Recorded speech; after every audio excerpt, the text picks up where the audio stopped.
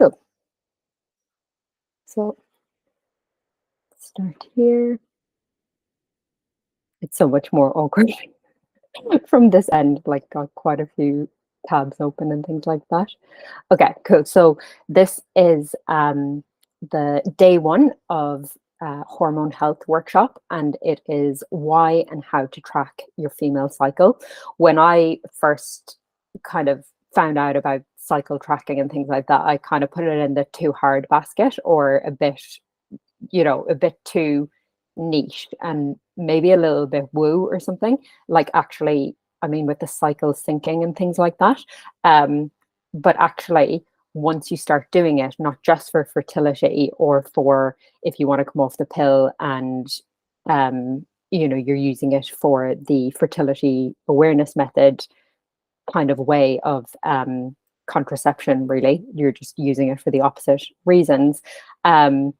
You can actually use it for much more than that. And even for preventing kind of health issues and things like that, because there's actually a lot of golden nuggets within our cycle and the things our body tells us that can actually give us a lot of information, firstly, on our health, but also once we kind of get to know what our bodies are saying, what our cycle is doing, we can actually use it to kind of improve our lives, really, because we work with it instead of against it. So yeah, I'm so happy you're all here. And what I'm sharing is hopefully will open your eyes a bit more and be the starting steps to changing your health and your life.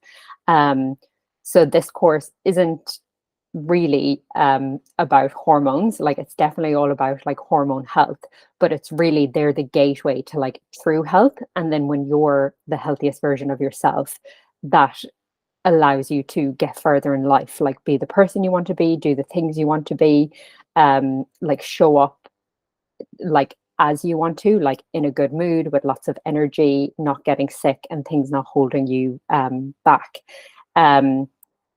So yeah, it's more about your hormones and more the messages they're bringing to your attention. We've kind of lost our innate ability to listen and interpret our health and bodies, and we look outside of ourselves for answers about our health. On social media, at the doctor, which has a place, like healthcare has a place, but also years and years ago, we knew ourselves what was going on in our bodies. Like, how did people even survive, millions of years ago? It's because they actually had like innate healing, and they knew what to do. They just knew. They didn't have to like look outside of themselves, or now we get sick and our immediate go-to is like, oh, like, who can help me, instead of actually like tuning into ourselves and being like, how, firstly, what can I do?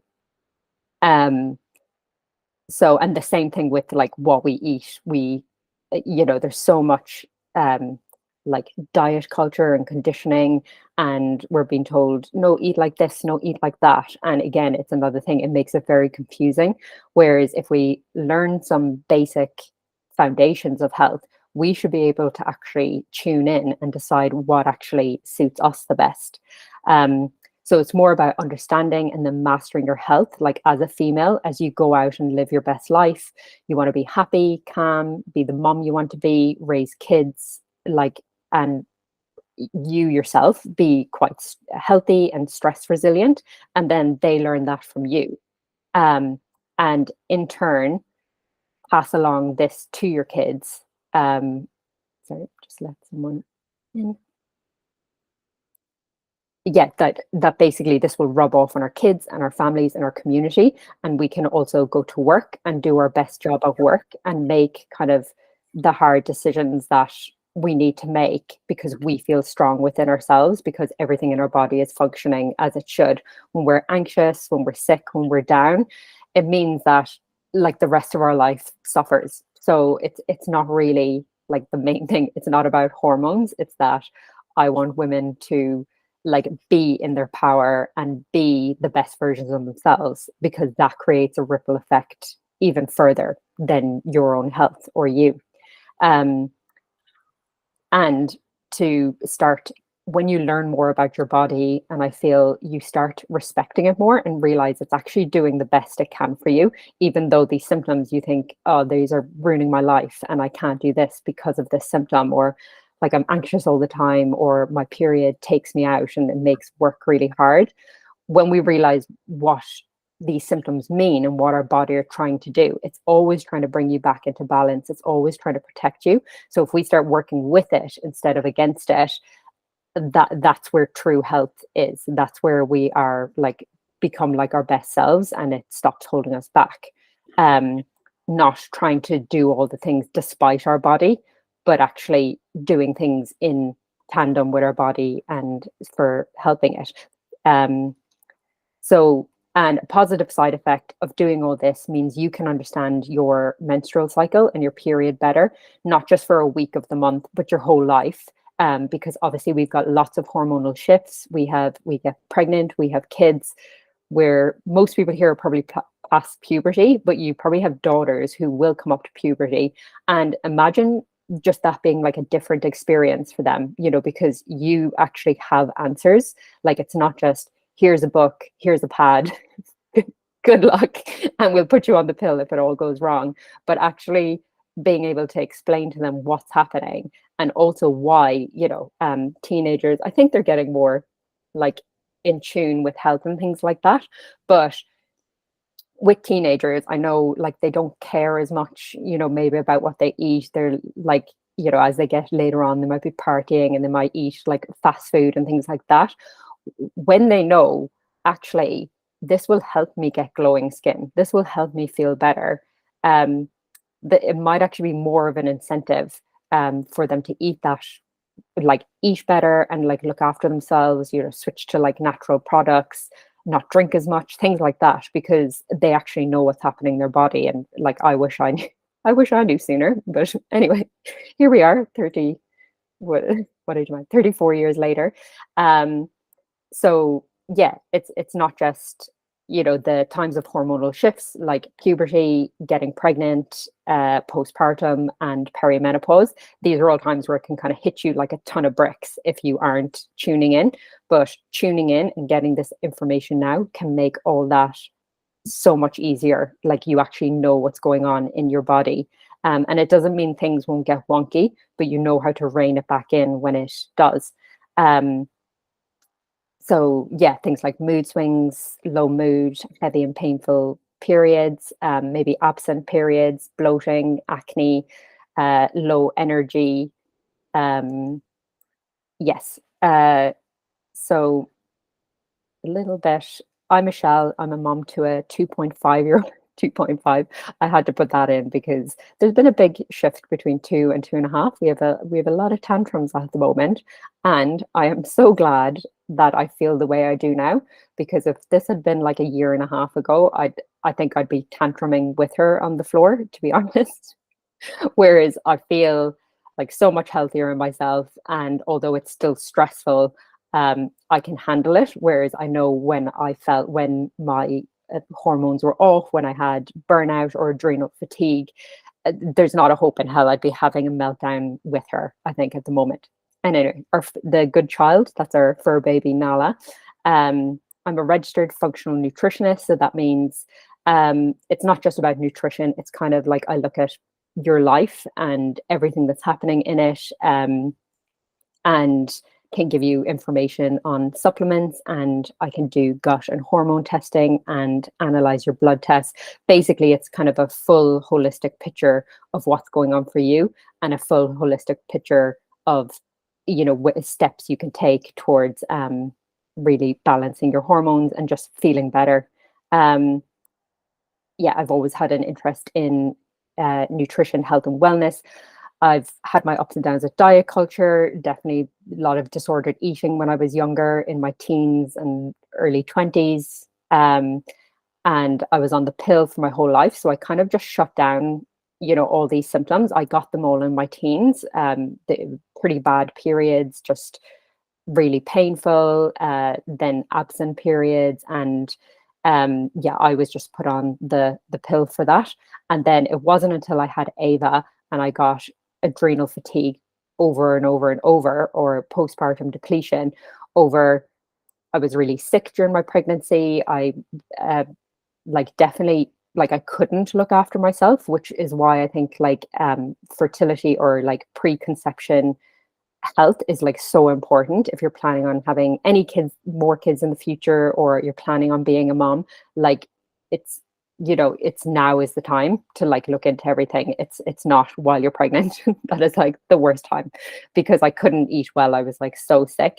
And I also wonder, like, was that sickness because I wasn't in amazing health probably before anyway? I was, but clearly I wasn't, because it 2 years later, it all built up, and I was just exhausted. I was sick all the time. It took me months to get things back on track, and a lot of investment, a lot of time. And then obviously I felt like that was like my calling, is to like help other women like either prevent this or get out of it. So here I am. So why bother to track your cycle or learn about the female body?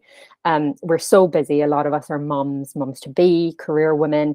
Why would we add another thing to our list, like tracking and things like that, beyond when we're just trying to get pregnant, or maybe just on an app trying to not get pregnant, and you're stopping the pill, or birth control of some sort. So the way we're working like isn't working. Hormonal issues in the last decade or a bit more is on the rise, because our healthcare system has kind of back then kind of pivoted. They came up with all these drugs, and they were just like, here's a pill for every ill, and kind of didn't think about the repercussions of that.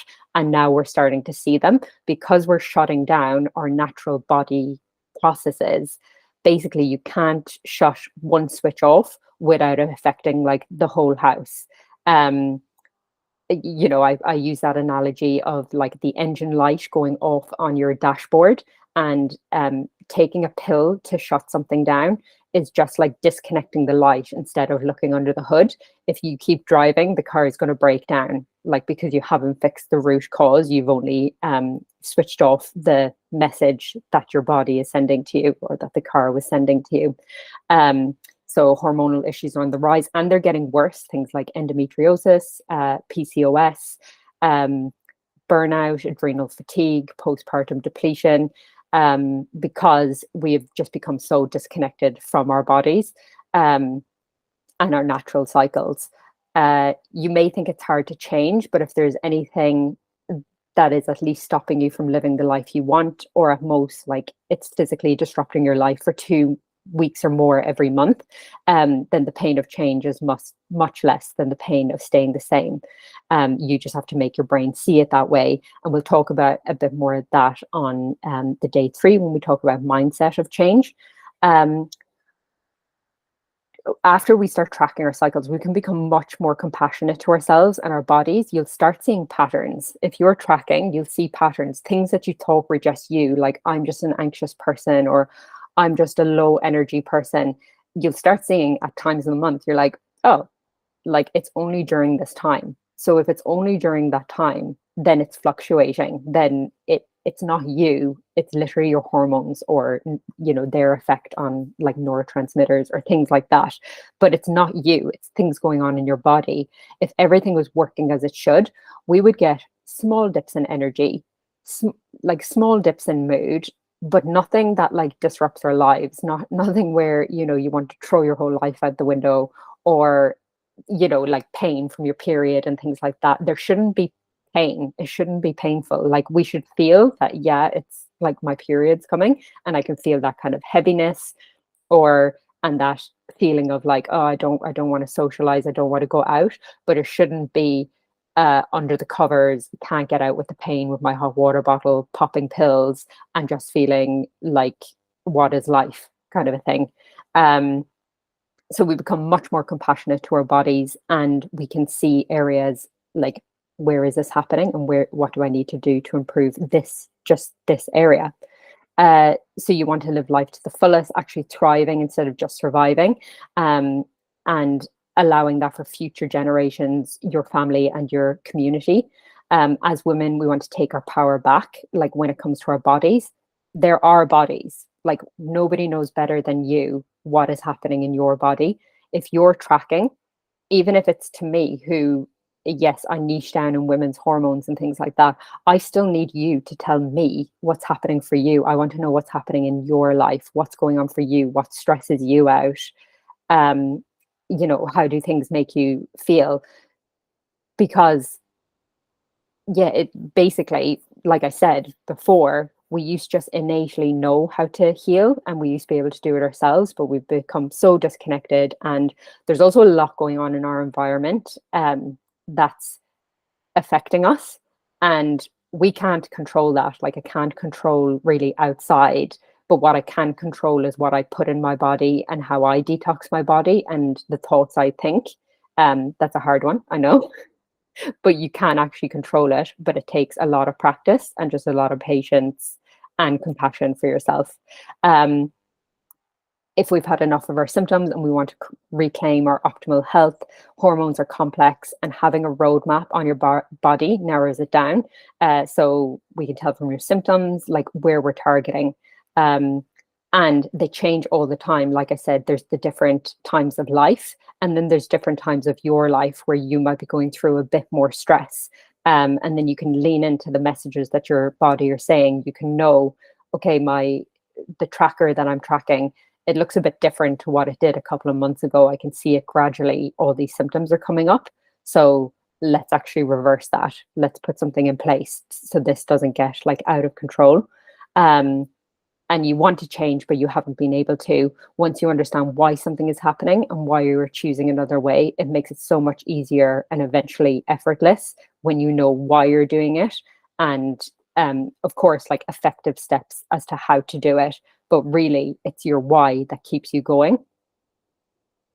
Um, so on a practical level, obviously fertility, perimenopause is a good time to, well, anytime's a good time to track your cycle, but like perimenopause, you want to see like what patterns are going on, if you're going into it or not. So we can see what symptoms and what hormones are coming into play. When you want to come off the pill or birth control, obviously you can track your cycle on it. It's not going to be completely accurate, but it's still good beforehand to see if you're getting any negative kind of side effects when you're on the pill. You definitely want to be doing a deep dive into your health before you come off that, or all your symptoms will come back with a vengeance, like the acne, the heavy bleeding, whatever it is that you went on the pill for. If you haven't addressed it, you need to start addressing it probably a couple of months before you come off the pill, to just avoid that kind of rebound effect, or post-pill syndrome, they call it. So obviously, if you want to ease or solve any hormonal issues that range from just annoying to life ruining, so cramps, acne, anxiety, mood swings, mom rage, irritability, bloating, headaches, heavy bleeding, irregular periods, no energy, cravings, PMS, PMDD is like a more severe form of PMS, where it's actually like depression, or like you're really down, you can get really irritable, really angry, just really low. And it's just like PMS, like hardcore.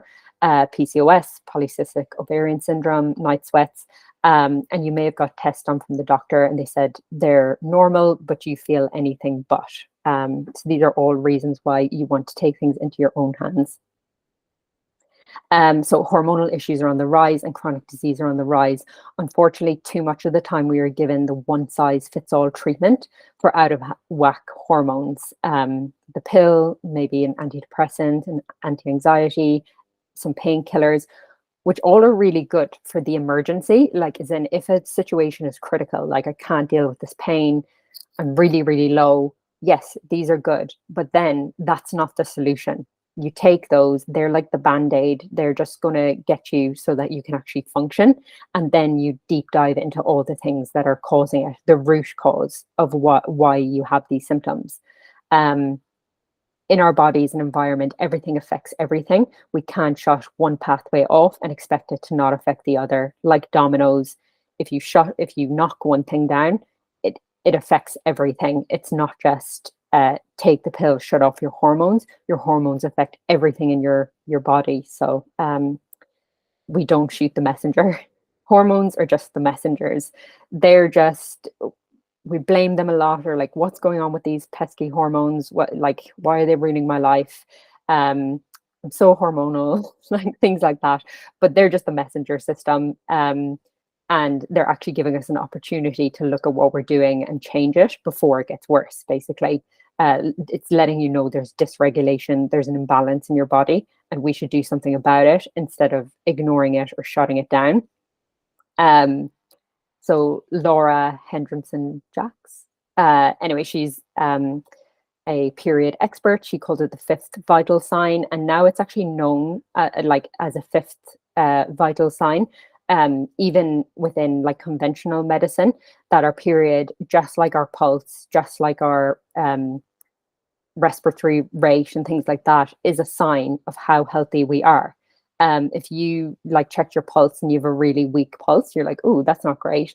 Same thing with any of these symptoms that our period is giving us. It's like, oh, that's not great. Should probably deal with that. Like, not ignore it, not ignore it, or take a pill. Yet that is what we do. Lara Bryden called it a monthly report card.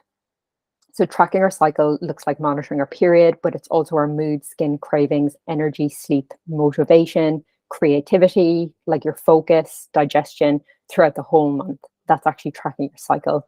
Because like I said, hormones, they don't just pop up on day one of our cycle. They're actually there fluctuating and cycling all month. And these are what some of the warning signs can look like. These are common, but they're not normal, and we shouldn't accept them as so. Your symptoms are an extension of what is going on in your body and mind. So we shouldn't just ignore them or take a pill that's just shutting them off, or even like a supplement for that matter, like taking, an adaptogen, which is for stress.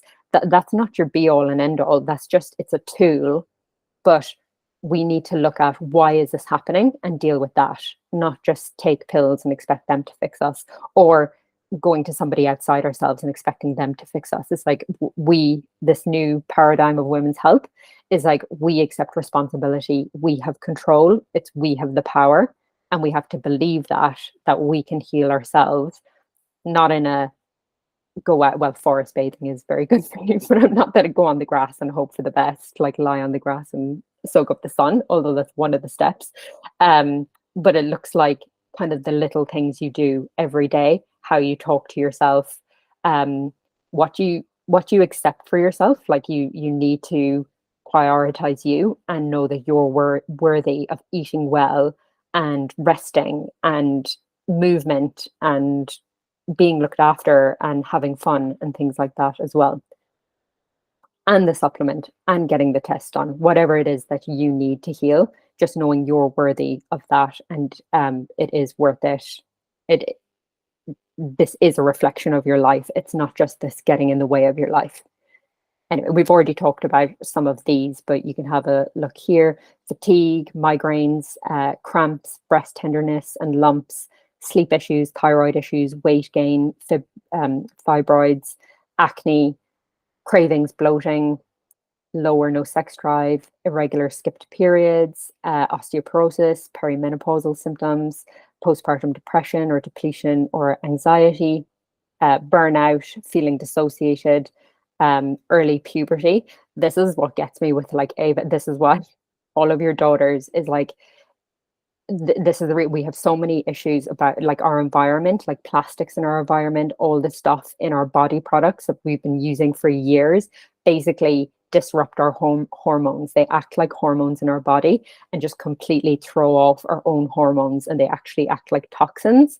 So then they back up in our liver, and then they're hanging around our body. Our liver can't clear them, and it's also not clearing our estrogen, which it needs to, or our steroid hormones, which it needs to. We need to use them, and then we need to lose them. And then there's all these like toxic version of hormones going around our bodies from our body products and plastics and things like that. And it's actually decreasing the age at which girls get their periods, and they're just not like emotionally ready. Their bodies aren't ready, their minds aren't ready, yet these endocrine disruptors are going around their bodies and instilling like early periods. And like it's also a risk of obesity for their lives and reproductive issues and fertility issues, same thing, diabetes, and just emotionally, we need to really, this is why, like, we're starting to see ramifications now. Um, when we're out of touch with our bodies and our everyday habits, and we're go, go, go, go, go, do all the things and being all the things to everyone, and then burning out, dissociating, which is basically that kind of out of body experience. If you ever, like, when you're feeling really depleted and stuff, you tend to like zone out. I don't know, even if you could be bothered going to social events, you actually just, you're not even there. Like, you don't care. You're a bit like, you don't care about the things that you used to care about. And you just feel like you're not really there, that your energy is elsewhere and your mind is elsewhere. Getting sick all the time, depressed, anxious. These symptoms are your body's way of telling you to wake up, get off the hamster wheel, and do something different. The body says what words cannot. We're very good at like switching off things and just, you're like, I have to do this, I have to do that. I'm being productive, I'm proving my worth. But your body will let you know. It will whisper until it screams, is kind of the saying. So the end game is not about hormones, it's about creating a life you love, that you wake up to energized and excited to like jump into, because we should be like that. It shouldn't be like this, like, oh my God. There's times of our life, there's, after you have a baby, like, you got a little bit of like FML, like, we're awake again, but it shouldn't be like taking us out. Like, I felt I was so down. I was so down, and just nobody understood. And it's like this functional sickness. They call it like invisible illness, until you're actually like, you go and you finally, apparently it takes like 7 to like 12 years for somebody to get diagnosed with an autoimmune condition. Um, yeah, so imagine walking around feeling that crap for that long, and then people are telling you like there's nothing wrong, like that. It just messes with your head. And the thing is, there are things wrong. There are things you can do about it, and there is a reason why. It's just we're just not looking in the right places, and we don't have the education um to ask for what we need, or to do what we need to do to fix it. We've kind of in the past, we've just accepted these symptoms as normal, but they're not. So it's about understanding and then mastering your health um, as a woman, so you can go out and live your best life, be happy, be calm, like, show up as the mom you want to be. Show up and do like your best work. Like, I am a mom, but I also want to run this business, and I want to run it like well, and I want to still achieve, but I also want to be a good mom. And I had to recognize I can't do it all at the expense of my body. I actually have to look after my body first. I need to prioritize that first. And then that let me show up, for my business and run my business, and look after Ava and do things. Like, I'm a different person, like Jeff will even say it, to what I was when I was basically giving my all to everyone else, and like not tuning into my body, kind of shutting it down, or feeling like ashamed because I was sick and things like that, and just trying to power on. I had to stop and like reassess. Um, so yeah, again, working with your body instead of against it. And you will notice, like, a lot of that I thought, but I'll never get anything done. But actually it makes you more productive. There is a in-between period where it takes some time to like get back on track. That's like my course Revive is kind of for that time, is to really deep nutrition and resting, and really, in that healing mode. Whereas then tracking your cycle and your hormones and things like that, that it's a very good like maintenance way to do it, is the times to speed up and the times to slow down, because you're listening to your body. So with hormone problems on the rise, how did we get there? And basically our food has just completely changed. Even our healthy food, even our whole foods, there's a lack of food diversity in our diets. Our soils are depleted of nutrients, so the nutrients aren't being translated to our food. Food's traveling like long distances, and it loses nutrients as it does that. And then increase in processed foods, they don't have as much nutrients. We're over medicating, under fueling, over caffeinating, kind of ignoring our bodies, basically putting lots of stress on ourselves, which is very expensive for the body. It's a very expensive process. So if we're not getting enough nutrients and we're like, trying, doing, producing more than we should, then obviously there's just not enough fuel in the tank. There's not enough nutrients in the tank, basically. Um, Handing over our power to other people when it comes to our bodies and our health um, is like we just need more education. There needs to be better systems in place to actually start treating things at the root, and also early, rather than waiting till you have a disease or like something completely takes you out before dealing with it. Then it's a sick care system rather than healthcare. And like, there's obviously, we need it all. We need emergency medicine, we need the healthcare system, but it's like we need to take the responsibility to realize, oh, something's off, I'm going to do something about it here, rather than 10 years when the kids are 18. um Handing our power over to said that one. So an increase in the environmental toxins puts burden on our liver, endocrine disruptors, their hormone disruptors, and also just toxic chemicals on our food, in our clothes, just everywhere. Like I said, we can't control everything, so we have to make sure we're supporting our own body's detoxification systems so that it can handle these better. It needs nutrients to detox. We need to make sure we're giving it the nutrients, and basically not wasting all our energy on nutrients and sitting there stressing about our emails. We're overstimulated and underconnected. Like, yeah, social media. I get drawn into it too, but basically it's zapping our energy, it's zapping our joy. Unless you're just on it, like if you really control, your time on it, then it can be like a good thing.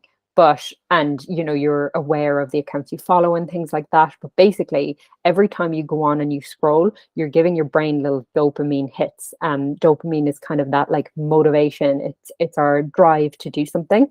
And basically, we want the drive to like do our workout and make a nice meal for ourselves, but instead we're zapping all our dopamine by just scrolling on social media, or um looking at newspaper, the media, and things like that. And it's giving us little dopamine hits, and it's depleting our dopamine. So then we've got no desire, we've got no motivation to do those things that are actually going to help benefit us and actually restore ourselves. So that's something to think about, is like, there's actually like biochemical reasons why we get drawn into that. Misinformation, diet culture, like hustle culture, uh, lack of joy, pushing too hard, over pleasing, no boundaries, living for others, trauma, intergenerational epigenetics. So we can actually be affected, and our health and things like that, by 7 to 14 generations. Like something that happened somebody 14 generations ago in your family, it can still be like living on in your body, in your genetics.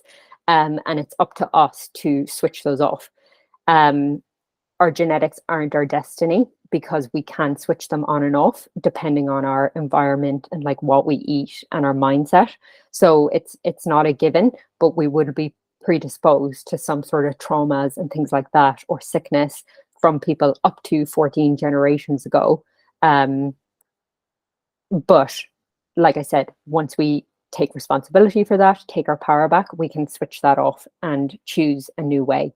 Um, Social media, self-criticism, negative thoughts, yeah, and then throw in a pandemic as the cherry on top of all this hormonal chaos. So what does not help? The fact we're never really thought about our female bodies, and I mean like really thought, and our female like energetics. We're kind of living in a man's world on a man's 24-hour cycle, because that's what their hormone cycle at, but ours are monthly. So by living in their world, we're actually just depleting ourselves kind of every day, and not having that the like feminine traits. I can't say the feminine traits to help like bring us back into ourselves and help replete us. We're just kind of living as men, and that depletes us.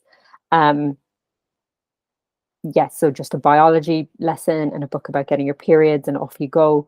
Throw on top of that the fact we're shamed for having a period, and it's sort of something is to hide. So, if we think that we're ashamed of our bodies and we're ashamed of something that happens us every month, which by the way is like a miracle, like having like the fact we can like create a new human being from this cycle. And when you learn more about your period, it's actually a great time to like start creative uh, projects and things like that, because we're actually quite creative around that time. um Instead we're like hiding the Tampax up your sleeve, and God forbid it comes through on your pants, you might die of like shame. So yeah, I'd like changing that, like as in if you were in a relationship and you were mortified or so ashamed of the person all the time, I don't think they'd be reacting very well. So it's no wonder our periods are on the blink. It's seen as pesky and it gets in the way until we want a baby, and then we spend hundreds of thousands of dollars to get it back or sort it out. And most doctors, like their GPs, their general practitioners, they don't know the in depth. Some do, like as in some, I don't know, you have to like kind of shop around. um but I've had people come to me and it's like they say there's no point getting them tested, they're not reliable, they don't know how to read them. Like these are actual things people have said. um yeah, when that's like not true. Like it can help. We don't always need to have testing. Like with when you track your cycle, when you know your symptoms, it gives you a whole heap of information. Like you mightn't even need to test them. But if you do, yes, they can give us extra information. Of course it can, under the right conditions. Um, yeah, so as women we're taught we have to work around our periods or a menstrual cycle, not with it. Our way of living is based on man's hormones. When you aren't given the education or opportunity to learn and work with your body and its natural rhythms, then we don't understand when things start to go wrong. So we push back, we feel resentful, we feel shame. Um, and but we can't detach from our hormones, they are part of us. So you can't detach from your cycles, from our natural female cycles, without expecting repercussions. When we get the pill and we shut things down, we're detaching from that, we're ignoring what our body's telling us, what our energy levels are telling us. And anyway, you can't cut out a part of something without damaging the whole. You can't cut off your arm and expect to kind of live fine, you know. So women are at war with their bodies, with themselves. um Shutting it down with the pill is not the answer. And like I said, it can be for emergency purposes. But just as the treatment is not correct. So the new paradigm is the fact our period is actually like I said, like a miracle. Um, like we create life through it. Like I'm sure as moms, you've thought about this. Like what a new human being, like yeah, a portal to who knows where, and we have the ability to produce like a new life. Anyway, shouldn't I was like, shouldn't we throw a party every month to celebrate the fact that we have a period and that this is like a possibility, instead of like hiding ourselves away with a hot water bottle, like being put on the pill and throwing a Tampax up your sleeve. Um, Even if we aren't trying to get pregnant, our female cycle gives us critical information about our health overall, and lets you attune to your body and create, like, basically make your life like a life you're excited to get up for, like being like feels so good you just can't wait to like get into the day. um it's time for us to take back our control and stop giving our power away, not just for us but future generations. We have to stop thinking this one thing or person will save me, because it's us that has to do that. And yes, you might get a coach, a mentor, a nutritionist, a doctor who will help you, but don't think they're not the, Tony Robbins, I'm not your guru. They're not your guru, you are. Like, you have to do the things. Like, I can give you information, I can tell you what's going on, I can tell you what may help you, and then you have to filter that through your body and think, is this something that I want to do? And also, You do it. I don't do it for you. I did it for me. I've done it before. Um, I'm doing it now, but I did it for me. But you have to do it for you, and your kids, but you first. Um, to change, we must be educated, become aware, like just of our behaviors, of like what we're doing, and know that we want to change. We have to decide that, and we have to decide why we're changing. And I mean the really, you're really deep down why you want to change, and then you take action. Even the tiniest steps, even tiny steps are better than big steps, because it's better for your nervous system, and you'll get less resistance as trying to change like your whole life all at once. You're going to get a lot of resistance, and it's going to be quite overwhelming for your nervous system, which I talk about in day 3. Um, Start seeing your health as like a priority, as a non-negotiable. You were doing your family, your career, your relationships no favors by showing up sick and anxious. All of those people will benefit when you are literally happy and energetic and healthy and just everything that you want to feel every day. So where to begin? You learn about your female body, and you can start by tracking. Me Search is the best research you can do. That's Dr. Raviva Rom. She's like a women's health genius. Um, the body signs and symptoms are not an accident. It isn't just the way it is. When you identify what's going on in your body and start implementing change according to where your health is at and according to you, um, then you like that's the program for you, not just what you see online, not just what you've read in a book, but by getting the information and then, you know, filtering that through you. What do you need? What's going on in your body? Unfortunately, I see so many getting tests on or looking for help, and they're kind of gaslit or made to think it's in their heads, which makes them all feel worse and hopeless. And of course, that wouldn't help your anxiety, or like if you're depressed or low mood. And then given these band-aid solutions, which I think we know can like help those surface level problems, but you just don't feel right underneath it. Like I've been told people given either antidepressants or the pill, and they just feel flat, like they're not themselves underneath it. So it's helping with the, like I said, that like really hardcore symptom, but taking those things in the background, you need to work on your nutrition, you need to work on your lifestyle, you need to work on your mindset. um yeah, and like I said, you can't blame people. It's the systems need to change, which is yeah, hopefully, I don't know, I feel good about this year. Not this year, I think the next few years, things are going to start changing, I think. Yes, so we've talked about here. The hormone healing method is my new course coming up, but I just put this up because we're just covering like a tiny bit of this first one, becoming familiar with your body and your cycles. Tomorrow, we're going to do a bit of the nutrition and things here. Learn about what to eat, what do your hormones actually need, what do you need? And again, I'm telling you that these are just like guidelines, and then you filter it through you. If you're way more active, you'll probably need a bit more food than I say, everything. That's why I work with people like one on one, if they need a bit more help, because everyone's different. Like you have to look at your activity levels or where you are at your stage of life. If you're menopause, you don't need as much carbs as somebody who still has their period and things like that.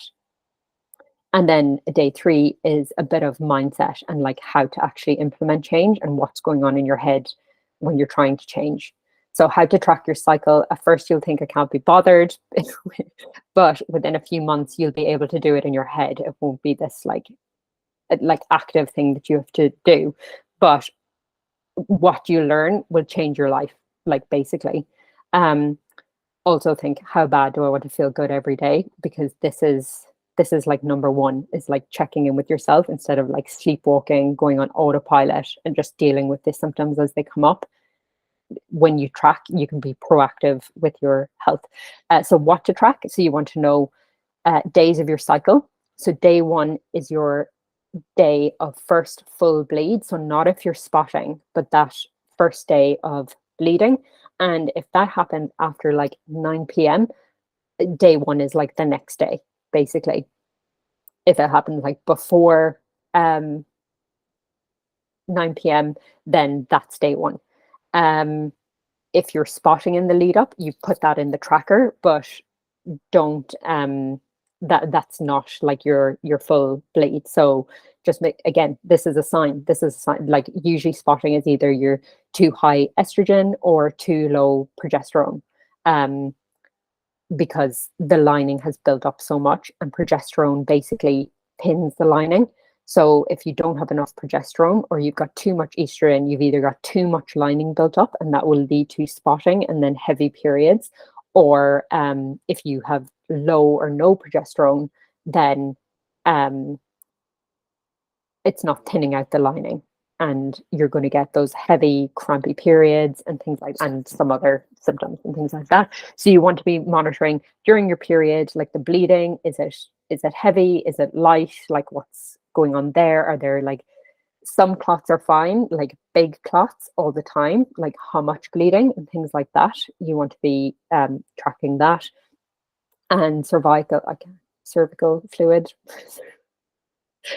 I used to be a dentist, and basically cervical is your head, but cervical is, you don't want to get those mixed up, especially when you're a dentist. But I can't even say, and I'm going to call it the fluid. Um, but yes, so the rest, when you're not bleeding, there's fluid going on. So you want to be tracking that, and I'll talk about that in a second. And this gives you a good idea of when you're ovulating, when you release the egg. This is the time when you can get pregnant. I don't know if anyone like, again, I was like 30 years old when I found out you actually can't get pregnant like the whole month. So this giving you the pill for contraception is just, it makes no sense. Like you shut down your period the whole month just to stop yourself getting pregnant for 6 days. Because basically the egg only survives for 24 hours, and the sperm only survives for up to 5 days. So it can only be 6 days in total that you can get pregnant. So yeah, like, never knew that. And what to track: your mood, sleep, digestion, energy, cravings, bowel movement, skin, headaches, sweating. All this is to do with your hormones, because you may think that your hormones are just estrogen, progesterone. They are not. It is insulin, it is glucagon, there are blood sugar regulation, there's your thyroid hormones, there's your stress hormones like cortisol, there's testosterone, there's DHEA, EA. There's lots. There's hunger hormones. There's growth hormone. There's a lot of hormones, and basically they all interact with each other. And the thing is, your problem, you think your problem is your progesterone, when really your problem is like up the totem pole, because there's a hierarchy of hormones, and basically stress hormones are prioritized. Stress hormones and blood sugar ones, and then your thyroid ones, and then your sex hormones. They're down the totem pole. So that's why progesterone is like the first to go, when the ones up the ladder are using all the nutrients and things like that, when they're being prioritized. If you're in survival mode, your body's like, it is not safe to get pregnant right now. So I'm just going to like get rid of these reproductive hormones, because, don't need those. We're like being chased by a lion, so we just do not need to be getting pregnant right now. But then we end up with all these symptoms, which are just compounded then by things like hormone toxins in our environment. Anyway, I better get on because we're getting on here. So we've got 4 phases that overlapped. We've got menstruation, which is our period. That starts on day 1. And this is actually a cycle. There is no like, but we're just going to call it, I'm not going to confuse you, but day 1. But our menstrual cycle is a cycle. There is no beginning, there is no end. We're cyclical like nature. And menstruation is winter, and the follicular phase is spring, and ovulation is summer. We're energetic, we're good to go. And the luteal phase is autumn. And this is where like shit can hit the fan if things aren't working the way they should be working. So day 1 to 5 or 7 can be your period. And then that's still the follicular phase, but then the follicular phase lasts until day about 14. Ovulation can be about day 14-ish to 18-ish, depending on the length of your cycle overall. This is based on a 28-day one, but you might be 26 days to 35 days. And so it will sway everything here. Um, and the luteal phase is day 14 to 28. And this, at the end of here, is when we can start getting those PMS, headaches, like any symptoms, low mood, things like that. That's when we'll start getting those. And ovulation is usually when we're feeling our best. But if you've got an issue with progesterone, you can experience low mood here. So if you feel off around ovulation, this is when we should be feeling our most outgoing, social, like just great, confident, energetic. If you feel an energy dip there, then something's up with progesterone. And again, this is just the cycle. So day 1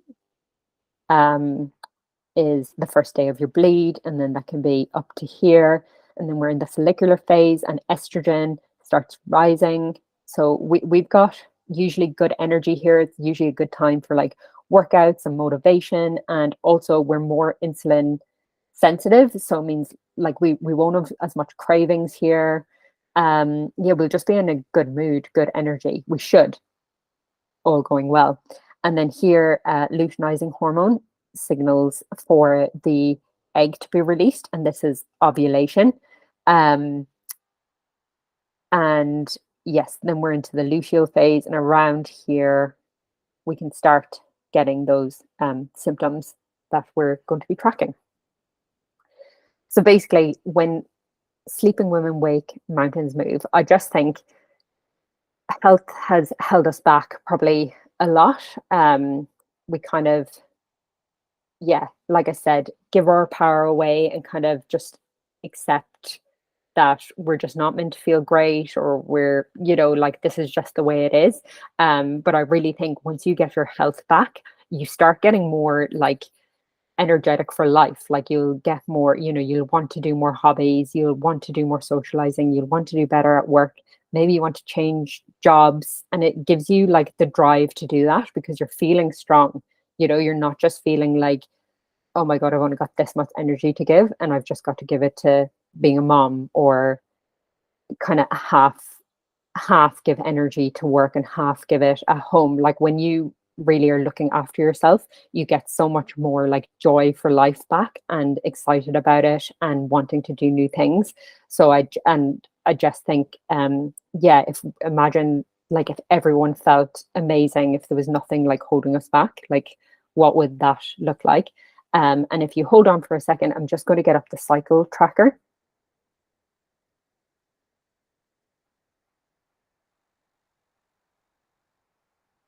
And if you have any questions, maybe you already wrote that. If you have any questions, you can pop them in the chat as well. Um,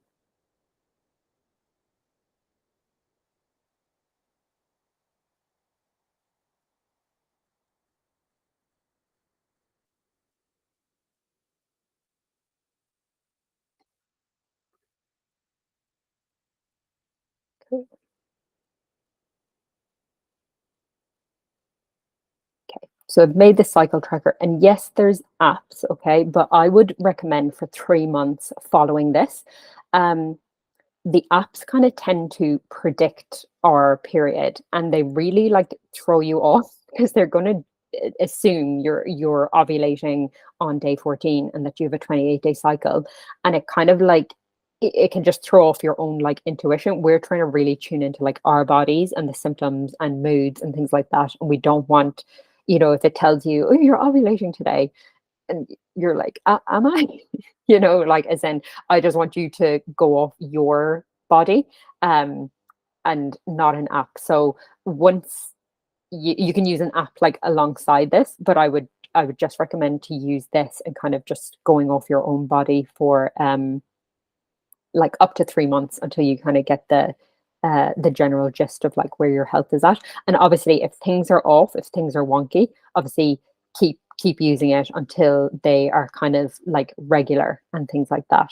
Um, so here we go. This is guide to cycle tracking. So what's normal is like 26 to 34 days, except during perimenopause and puberty when they might be longer or shorter, depending what's going on there.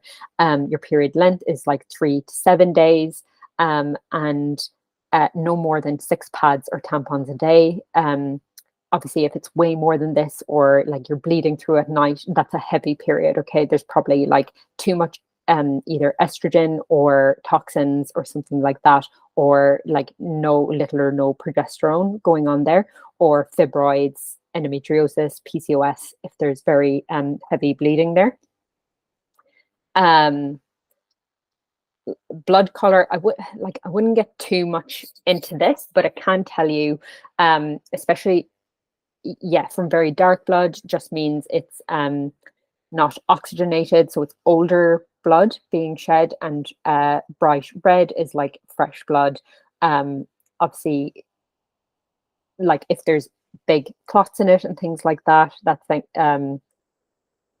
but some clots are like normal. The color gets changed when it's exposed to air, so that's what the dark blood is. If your period blood is very pale or light pink or watery, it could be a sign that you have low iron or have anemia, so that's worth getting checked out, and you'll probably feel quite tired as well. And then another interesting fact there is, like, if you have anemia or you are low iron, it can actually make your period heavier as well. So then like you're losing like more iron. So that's kind of a double whammy. Again, something that's not to be ignored.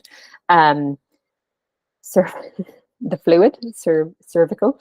So this is produced throughout your menstrual cycle when you're, well, actually throughout the whole thing, but you'll really notice it the days kind of coming up to ovulation. And this is what we'll mostly be tracking this for, is to know when you're ovulating. So that's when you can get pregnant, or when you're trying to avoid getting pregnant. It basically starts to look like an egg white consistency, and it's stretchy. So just in the morning when you go to the toilet, like just look at the tissue paper and kind of see what it looks like. There's kind of 3 or 4 different kind of consistencies, and in the lead up, it becomes clear, watery, stretchy, and I've put kind of down the end the different types, so you can start tracking those. And then you'll notice like that, you'll notice the so if you're not getting that, it means like possibly that you're not ovulating. So that's something to look into then. Blood clots, we talked about those. Pain, basically it shouldn't be more than occasional mind cramps or that kind of heaviness that you kind of feel around your period. We shouldn't need painkillers. Like, I love a hot water bottle anyway, but like we shouldn't be like medicating with the hot water bottle. Basically just to tell you like what's normal and what's not. Like if it's really crampy, painful, if you're getting loads of back pain and stuff like that, that's not normal. When it comes to breast pain, there might be a little bit full, but there shouldn't be pain or cysts, or they shouldn't be lumpy. So that's a sign of high estrogen. And then premenstrual headaches and migraines aren't normal either, and will have their own reasons, like low progesterone, high estrogen, mood and PMS. So basically, in a natural cycle, around the luteal phase, at the start of the luteal phase, just after you ovulate, you'll still be feeling pretty good. And then kind of like the week coming up to your period, you'll kind of like, you'll just get the feeling of like, oh, I want a bit more like downtime. I don't really feel like going to this event, or like basically work wise, you'll probably want less social interaction. And also, sometimes you can just continue with your same exercise, but your energy might dip a little bit. So you might want to just do some Pilates instead of your like HIIT workout or things like that. So that's normal. And also mood, you just get a bit more what's called like discerning, like you're kind of thinking about more, you're kind of just, you're like actually thinking about like what's not working in my life kind of a thing. Whereas when we get PMSy, when our hormones are off, that's more like what's not working. I want to throw everything out. I want to quit my job. I want to uh I'm moving. I need to go on a holiday. Like just this, like I want to hide under the blanket. Like that's there's something off. Whereas just that little hint of like, oh, I prefer my alone time. I kind of want to think and journal and kind of just have some downtime. So you might also get a bit more cravings around here, but again, they shouldn't be out of control either. Um, and if it is, then you have to look into that. That's a hormone imbalance. Um, and then same with if you get ovulation pain, you might actually feel that like a little bit, you wouldn't really call it pain, more discomfort. If it's very painful, there can be some things going on. So note down your daily moods, cravings, energy levels, how your emotions kind of shift, and guaranteed within a couple of months, you'll notice it. And then you'll realize like it's not just you. It is like hormones shifting. And if it's in any way kind of putting your life out, making you feel awful, affecting things in your life and your relationships and your work, or, being a mom and things like that, then, there's something you can do to bring that back more into balance. If you really want to get to know yourself, your body, and your health, you can also note down things like how you dress. So, some days we just can't be arsed. And some days, like you kind of feel like, oh, I'll just get dressed up a bit. This is more likely during ovulation because we're trying to attract like like attract mates in a like that is what ovulation is it's we're meant to be conceiving. So that's when we become our most magnetic and attractive and things like that. So we'll probably tend to make a bit more effort around that time. What else I was saying? Dressing ebbs and flows in your like desires and creativity and ambitions, and sex drives and attractions, and wanting to put yourself out there and like try new things. It's That's what they say, like in your follicular phase, it like kind of does a disservice to your luteal phase because you'll make all these plans. You're like, yeah, I'll go to that. Oh my God, I can't wait. I'll do that. And then it comes to your luteal phase and you're like, oh God, I don't want to go there. Or I don't want to do that. So knowing this can help you really like not overcommit things in your life, or you can keep those social events. Like if you are that person that just keeps canceling during a certain time, guaranteed it's probably more in your luteal or around your period. But only committing, like full on committing when they're in your like follicular or your ovulation makes more sense, that you will probably want to go to those things, or presentations at work or public speaking, kind of things like that. Yeah, note down anything's pains, cramps, pelvic tension, breast pain, ovulation, discomfort, large blood clots. And like I said, in time, you'll kind of just start doing this in your head. Like I knew what day I was on in my head, like this whole month. So you can also keep a notebook as well if you kind of want to have more notes. And you can also download one of those habit trackers on your phone, if it makes it easier for you to tick things off, where you can write in the things that I've got written on the tracker, and then you can just tick them or something like that if it makes it easier for you on your phone. So what you're looking for, you can take this step. This is like optional, really good if you're tracking for fertility, or if you are using more a natural method of contraception. Then you will want to know your basal body temperature, and you buy that. That's a particular thermometer that you buy. I don't think it doesn't cost that much, and your body temperature dips a bit just before your ovary releases an egg. Then 24 hours after the egg's released, your temperature rises and stays up for a couple of days. The reason you need a basal body temperature is because this is only a tiny fraction, so it wouldn't show up on a normal thermometer. So this one's much more sensitive, and it can see like to 0.5 degrees or something like that. So you can track that little thing. So again, once you've been doing this for 3 months, you'll start to see where you're ovulating. And if that doesn't happen, then maybe you're not ovulating. So that's optional if you're just doing this for general health. But if it's for contraception, then you'd want to know then when are your 6, 7 days that you'll want to use like a condom or something like that. Or if you're trying for a baby, there that's your time to try.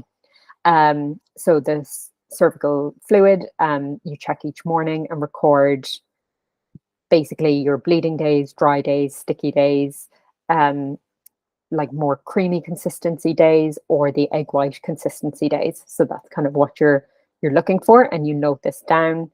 And then if you don't notice that, then again, you might not be ovulating, and that's an issue. We do need to ovulate. It's a sign of health.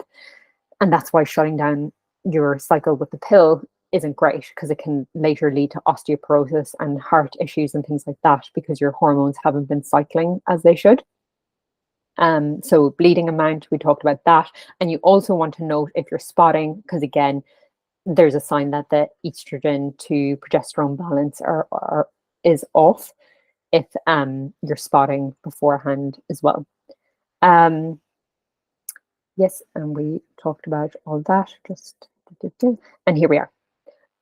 So proud, so proud of this. I made this. It was my creative. Clearly, I was in my creative phase making this.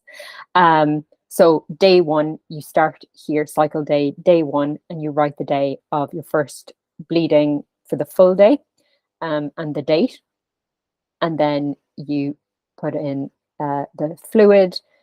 Flow, is it light? Only put 1, medium, 2, heavy, and then spotting, I've just put a little like dot or an S. And if you're doing your temperature, you can record it here. And then you're looking out for these symptoms: bloating, breast tenderness, fatigue, migraines, acne, night sweats, and energy and creativity, mood, sleep, movement, sex and relationships. If you're doing this for like fertility or otherwise, you may want to tick when you do have sex again, so you can like monitor what's happening. Digestion, cravings, and bowel movement. For hormone health, you need to at least be having 1 bowel movement a day, if not 2. We need it for detoxification. We need to get those hormones and those toxic hormones like out of the body. So that's a given. You need to be eating enough fiber, have enough water, just general movement, like moving your body. If that's an issue that needs to be addressed. And if you do all these things and you still have an issue with like constipation or something like that, it could be a motility problem. So you may want to look into like your motility, vagus nerve stimulation, like your stress levels and things like that. And then anything else you want to note. And then I go up to here like 36 days, but there's room for more if your cycle is longer. And then I've just put some keys here. There's some room if you want to add your own like little symbols for things that you know what they mean, to just make it easier instead of you writing everything out. Cool. Okay, so any questions, you can like pop them in the chat, or if you have any questions later, I'll be putting this up on the what's it called? The Facebook group. So you can add them there if you have any questions, or just message me. So cool. If there's no questions, I'll pop off. So thanks for coming, guys.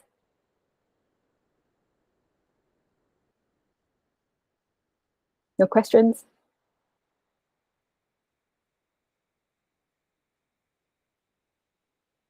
Thanks, guys. See you later. Cool. So Ailsa, Michelle, just let me know if you have any questions later on.